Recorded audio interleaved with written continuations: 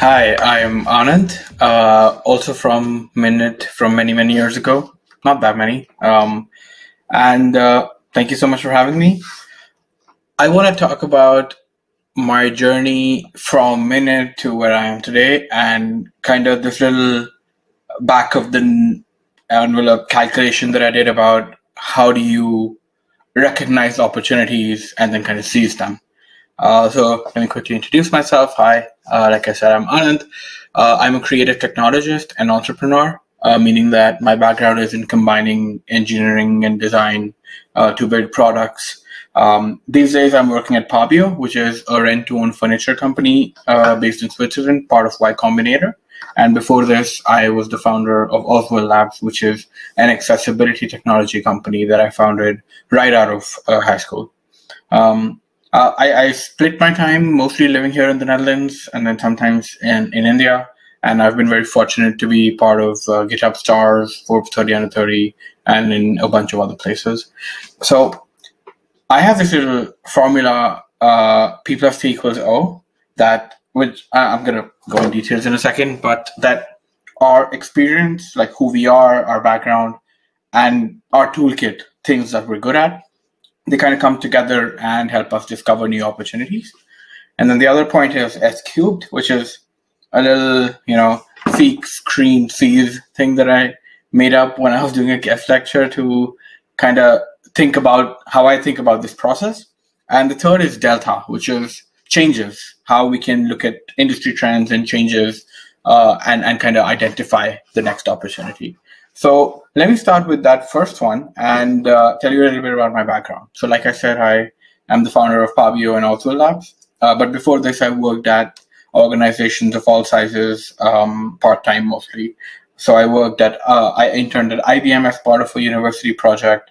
I interned at the government of Delhi, where I helped the Directorate of Education build products implemented in state schools.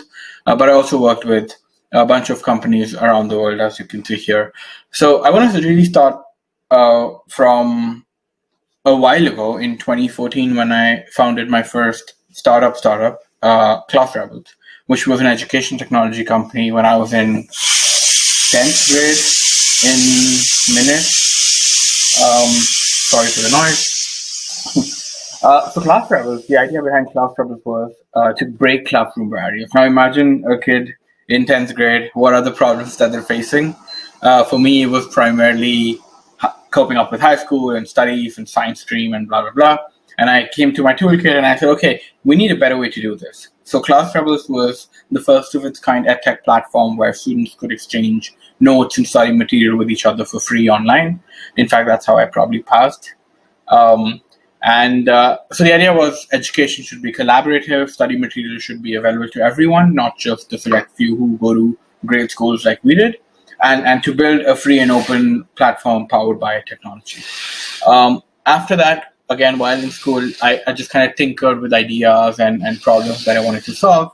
I built a little music downloading and sharing app with which anyone could find any song for free called Saga Music, which had hundreds of thousands of downloads at a point. And then a company which I will not name, hint, hint, sent me a little legal notice that, yeah, we're launching our own music streaming service, so this is not gonna gel with us.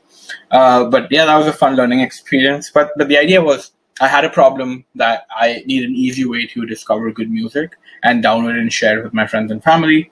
And how do I kind of solve it with my toolkit of tech? This was also my first major-ish open source project, and I was very happy to see a lot of community involvement and people who made pull requests and helped me build the app and stuff like that. And then after that, right out of high school, I founded Oswald Labs, which is perhaps what I'm best known for.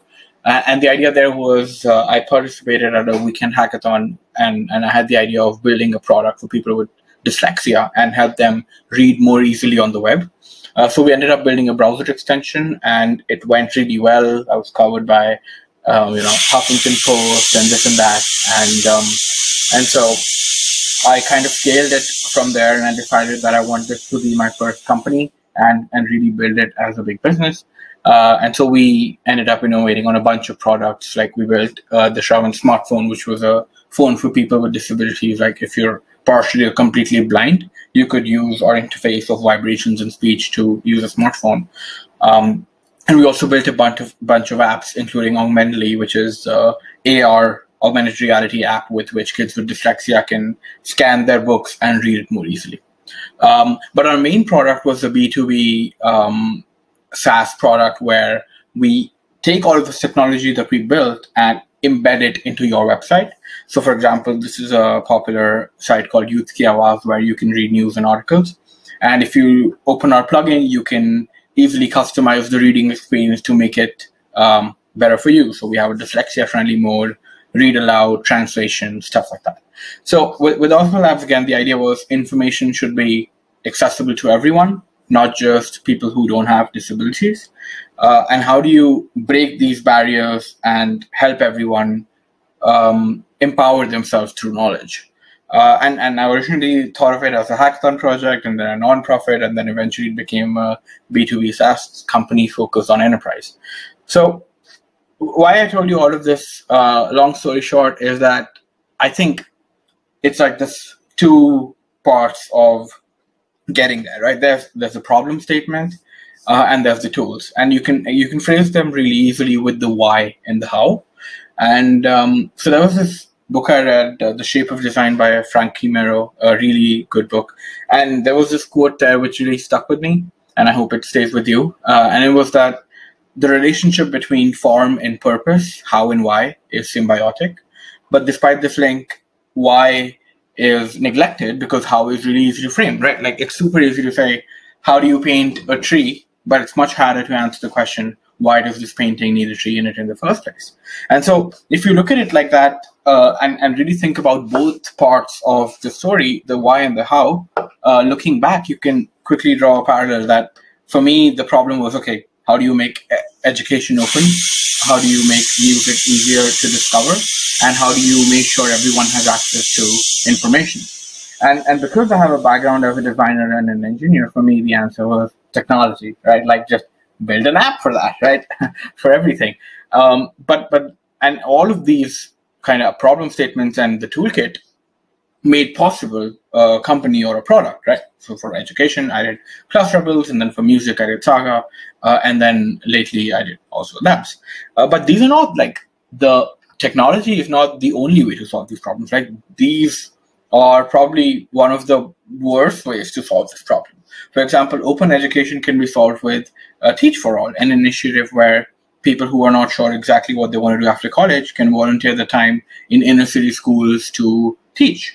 And music discovery can be fixed with Spotify, meaning sharing a commission of each song purchased or streamed with the artist. And access to information can be fixed through, for example, the Web Content Accessibility Guidelines, so building a universal guidelines that people can follow.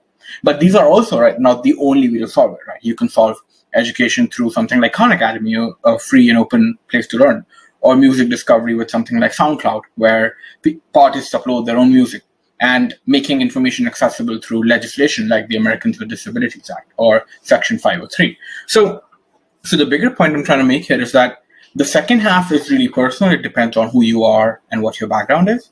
But the first half, the problem statement, is what really matters, right? Like, why do you wake up every morning and think about something and work on that?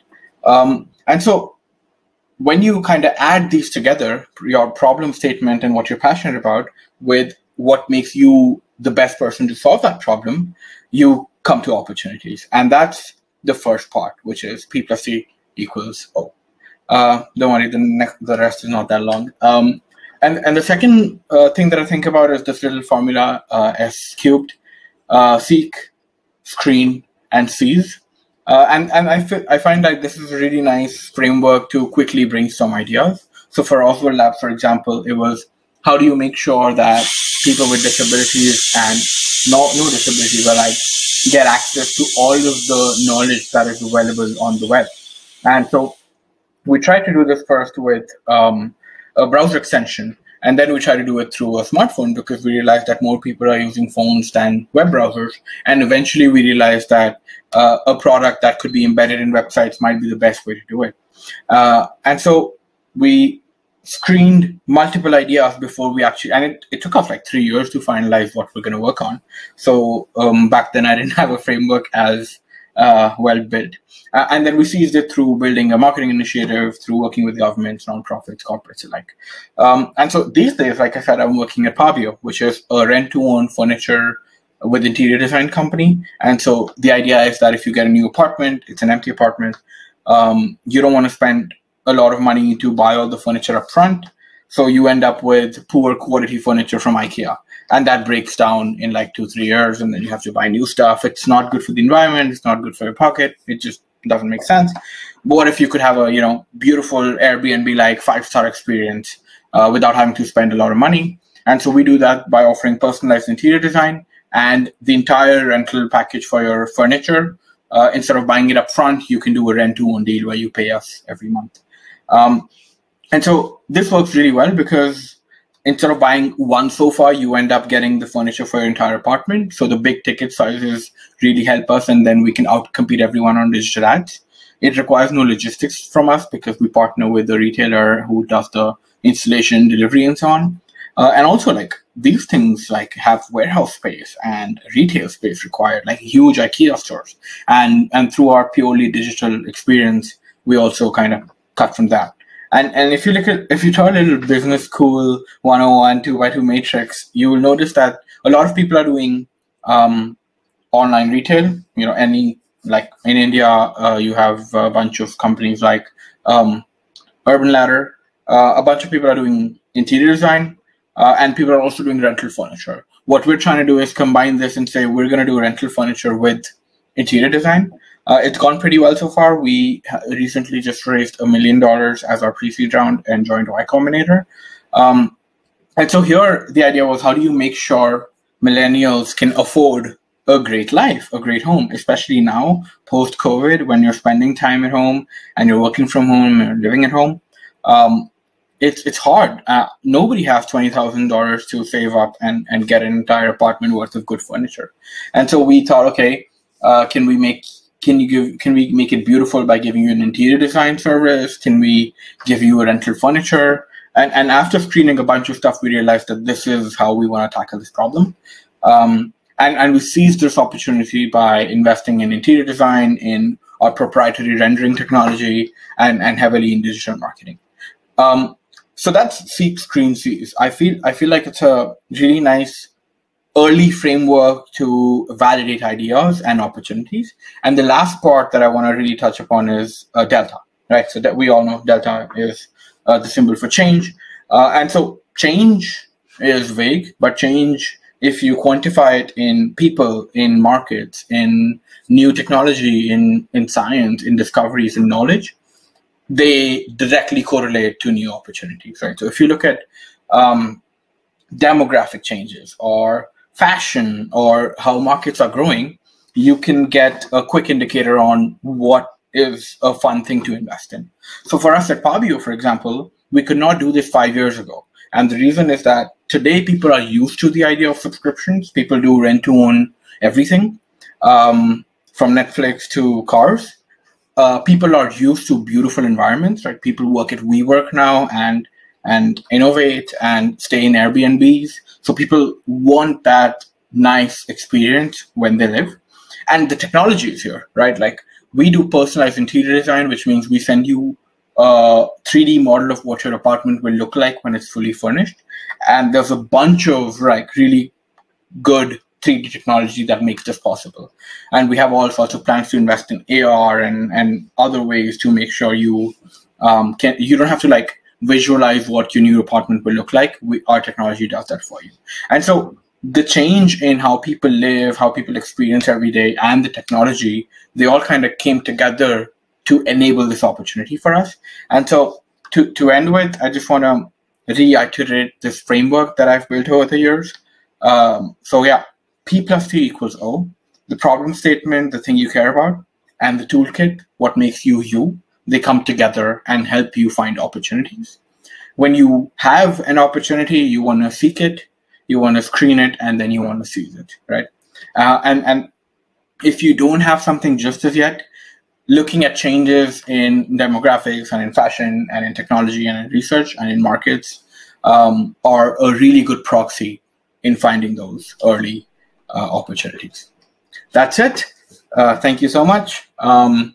If you have any questions, please feel free to send me an email. I would be happy to answer them. And I hope you guys had a lot of fun at MINET. Every time I'm in India, and it's in person, I'm always there because I really enjoy it. I grew up there. It's a really big part of who I am. Darsa, the HOD who organizes MINET, and the entire team, they play a large part in who I am today. And so I'm really happy that I got to share this with you guys. And I hope to see you next year. All right. Thank you so much and have a nice day.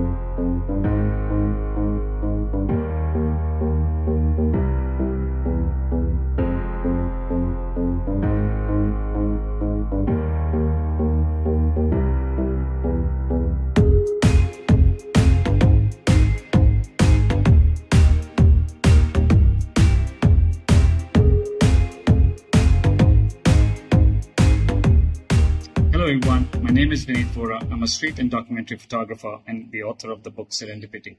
It was a very humbling experience to judge this year's MINET X competition. It was a pleasure to see such a hearty participation, and the entries were really, really overwhelming. I think the work came out as just as professional work, but in the end I had to pick up 3 winners, and the criteria I kept in my mind was composition, creativity and technique. So on the number 3 spot is Krish Sofat from Air Force Bal Bharti. Number 2 position is Tanisha Singh, Springdale's Pusa Road. And number 1 is Priyanshi Sachin, DPS Indrapuram. Congratulations all of you, and congratulations to everyone who participated in this competition. Good luck. My name is R.K.Puram and I was a judge for the filmmaking event. A bit about myself: I am a current student studying film and TV, undergraduate film and TV at NYU School of the Arts. And coming to the competition, it was interesting. It was an interesting thing to see different kinds of entries, because especially music videos is not something that is, a common thing in filmmaking competitions. So I appreciate your efforts. However, the submissions were quite mediocre, and some were not even up to the par, and I believe that every one of you can do better and definitely will do better.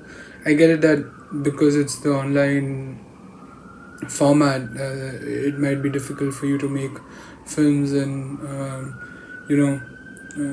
come up with creative stuff to showcase, but I do believe that us as artists, we are digital content warriors, and that's something one of my professors at NYU likes to remind us, because regardless of the pandemic, the one industry which has not stopped is the film industry, and I hope that you understand and also accept that the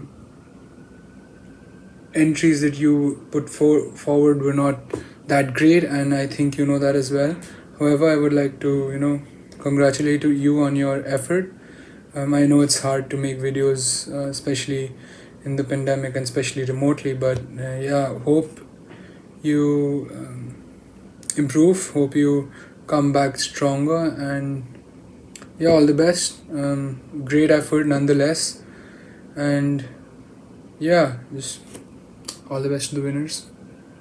And if you have any questions regarding film or videography in general or cinematography in general, you can contact me at any time. I'm more than glad to speak with young passionate people who are actually passionate about the craft and film. And yeah, I have given my contact details to the organizers. You can contact me anytime you want, even to just talk film, because I myself am a student right now, so I know how it is to be unsure of film as a career. So yeah, all the best, good luck, hope you're doing well, and best of luck for your academic year.